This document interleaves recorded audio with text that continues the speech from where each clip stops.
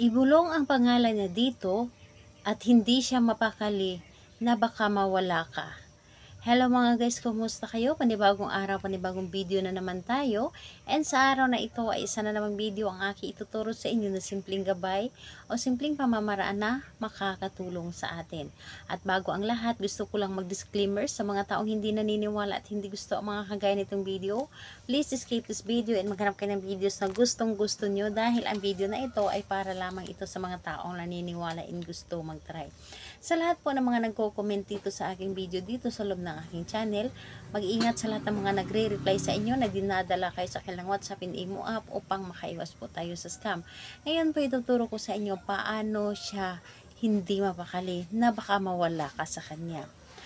Alam nyo ba na ang aking ituturo ngayon, isa ito sa napaka-epektibo na aking ginagawa o tinuturo dati pa. Ito ay pwedeng gawin sa parehasang kasarian, babae ito babae, and lalaki ito lalaki. And syempre naman sa ating babae at lalaki na mag-partner. And ayun po, ang kailangan natin dito na ihanda is kailangan mo lamang dito maghanda ng isang butil ng bawang.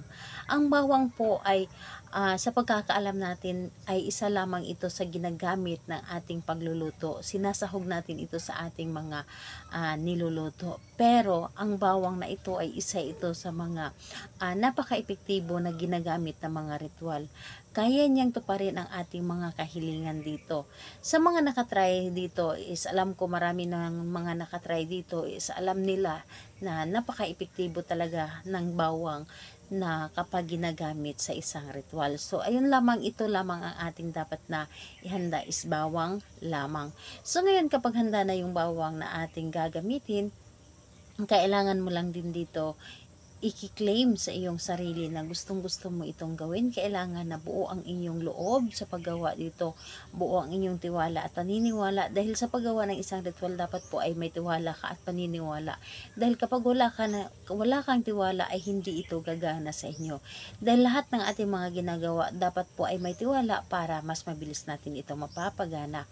And ayun po, kapag ready ka na, pwede mo na itong umpisan. So ang gagawin mo lamang dito po, ilagay mo lamang dito sa iyong sa iyong kamay o sa iyong palad ang bawang na ito at i-close lamang. Ibulong mo ito ng 3 beses. Yes po.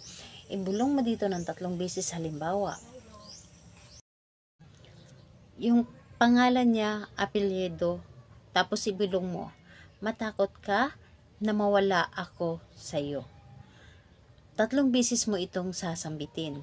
Pangalan, apelyido, matakot ka na mawala ako sa iyo. So, ibulong mo lamang ng 3 beses and pagkatapos po, dalhin mo ito palagi ang bawang. Saan ka man magpunta, dapat daladala mo ito. Ilagay mo sa iyong bulsa or sa iyong wallet or di kaya sa iyong bag. So, daladalahin mo ito, ang bawang na ito, kahit saan ka magpunta or kahit na matulog ka, ilagay mo lamang sa tabi ng inyong unan. So, kailan ito pwedeng gawin? Gawin ito sa kahit anong araw at oras. Maniwala ka lang sa iyong ginagawa at ito ay matutupad. And asahan mo, yung taong yun, ipaparamdam niya sa iyo kung gaano kakahalaga sa buhay niya. Salamat po. Bye-bye everyone. God bless us all.